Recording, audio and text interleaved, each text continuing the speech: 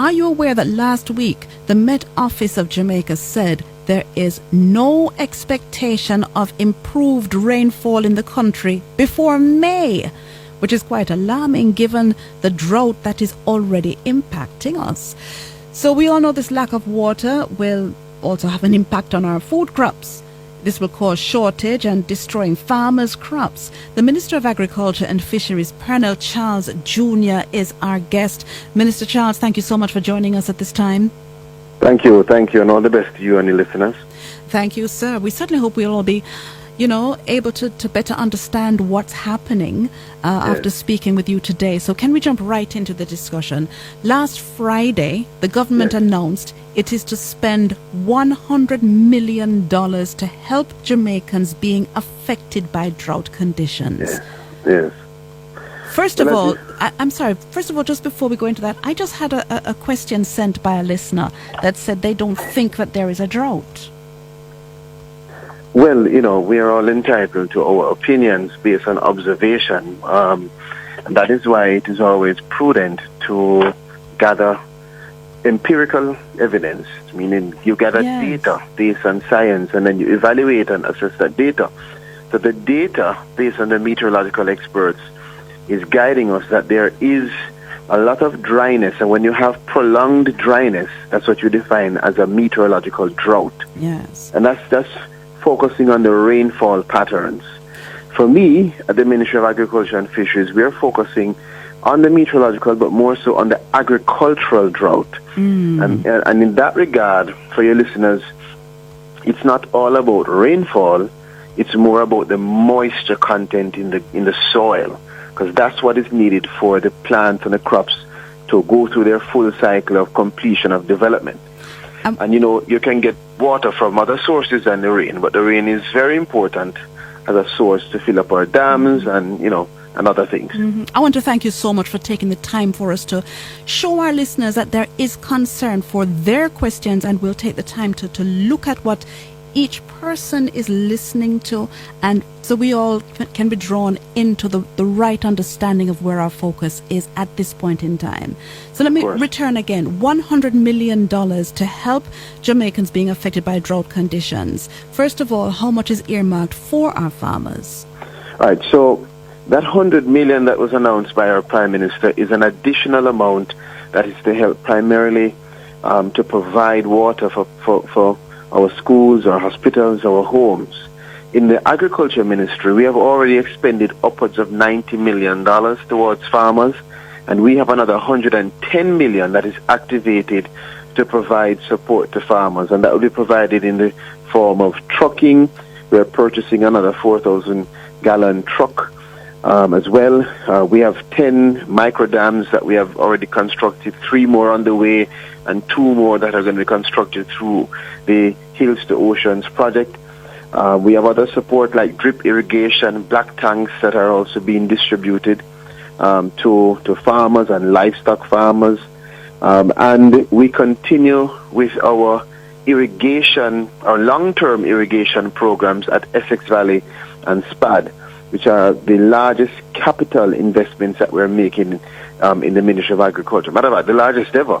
It's more than $4.4 billion alone this year being spent to put in long-term piping and irrigation systems into St. Elizabeth, Manchester, and Clarendon, where we have highest production. So we're doing short-term, medium-term, and long-term.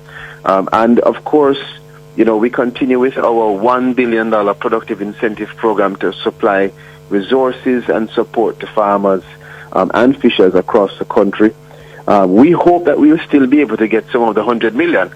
I mean, I'm trying to negotiate for more because, as you know,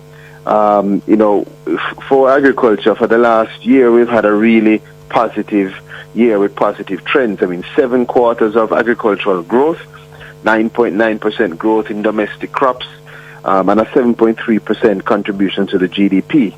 So for us to maintain that, we really need to make sure that our farmers are in good stead. So in addition to all of what I said, like trucking and black tanks, and so we're going to continue and we're going to ramp up to support the farmers with even seeds. Because we know that in this kind of situation, you have a lot of dislocation where farmers may plant and if they don't have the immediate water within 2 days or so, you might have a lot of seedlings dying. So we're going to be providing support to make sure that farmers get those resources as much as possible. And importantly, we're going to provide also water utilization training. So in addition to the resources, in addition to the support, we are trying to make sure that as much as possible, we work with even the private sector stakeholders to build up the capacity of our farmers to know how to use water.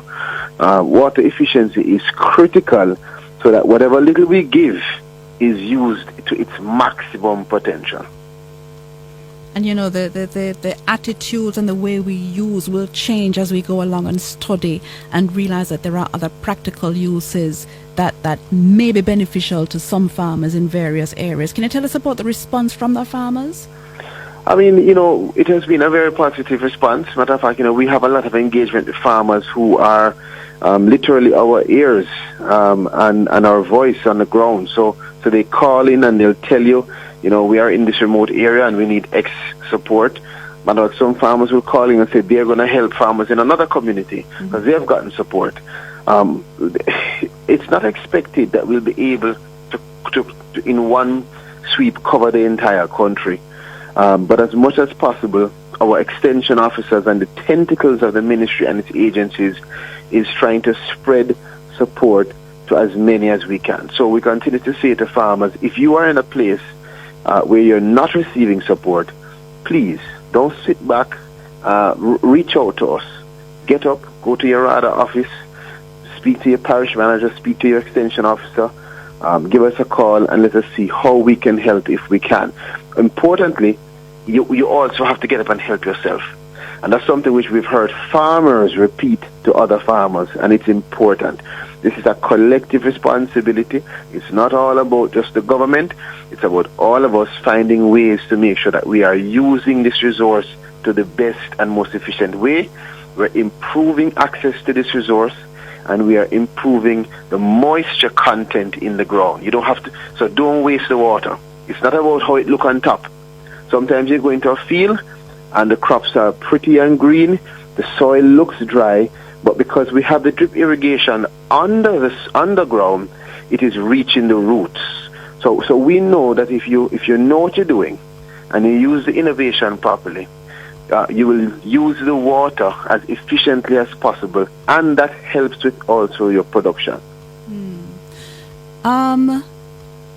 As the drought intensifies, because we're told that we may not see that improved rainfall in the country before May, is it safe to assume that there could be an increase in food prices soon? How will we handle this? Yes. That's actually something which is a logical assumption, because once you have a drought, and if it continues to prolong and actually goes over to the category of a full-fledged agricultural drought, then you will have an impact on production. I mean, we don't want it, but this is just the reality. That's actually why we're trying to build resilience, which is put in place those long-term irrigation systems, so that even when we have a drought, we can still get water to the farms. But we haven't reached there yet. So we are going to have some impact negatively on production, and that will inevitably have some impact on the prices for consumers. Minister, I want to thank you so very much. I don't want to delay you much longer, because I know you stepped out of a meeting in order to commit to having this discussion with us today. Yes. And it is of such importance that I wanted our listeners to realize that you value the time to be able to get the message directly to our farmers and to everyone. No need for alarm, but at the same time we must plan as we go along right now. Can I thank you? Can I say how important it is for yourself and others in positions like that present platforms to the country to really understand the importance of these subjects? And without you giving me the opportunity to speak, so many persons wouldn't be able to hear. So thank you for what you're doing, and let's continue to share information and to listen to the people. If there's anybody who's hearing and sends in any questions to you, please get it to me, and as much as I can respond to them, I will be happy to do so. You have demonstrated that by when we started off, we veered away and we answered a question from a listener who sent in. Was it Olivia? I'll share the name with everyone because I know you want to go. But I want to thank you once again for your time on this very important topic. And we welcome you to come again when we have more time. All the best. Thank All you, the best sir. to you and your listeners. Wonderful. Thank you.